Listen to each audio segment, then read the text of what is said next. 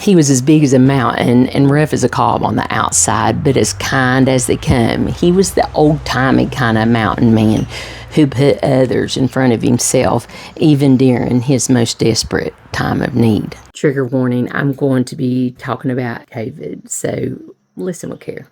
I was thinking about a fellow who had COVID pneumonia.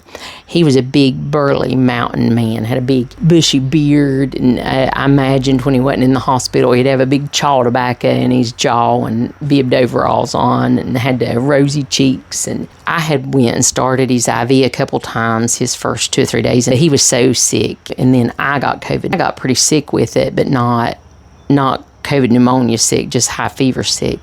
I took it home to my husband, and it about killed my husband. But my first day back to work, and my husband was in ICU, the big burly man patient. He had multiple central lines. He was so sick on high-flow O2, which was so loud in the rooms, you couldn't communicate at all. But they wanted me to go look for a peripheral line. COVID destroyed people's vascular system, their clotting, their respiratory systems, just everything failed. And I went in to start his IV, and I sat down beside of him, and I was feeling all of his arms and looking. And then this was my first day back from having COVID, so I took my glove off and was trying to feel. And he immediately jerked his hand back, and he was saying, no. And I knew he was saying, you'll get sick. And I put my hand over his hand, and I said, honey, you can't give it to me. Today's my first day back to work from having COVID.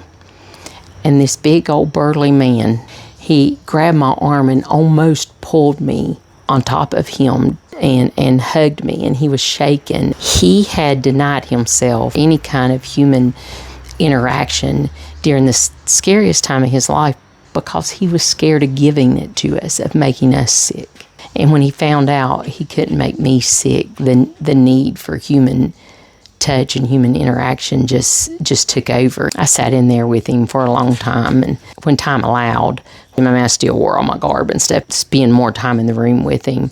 I think about him all the time, how scared he was and how badly he needed human touch, and still willing to suffer alone to protect the nurses.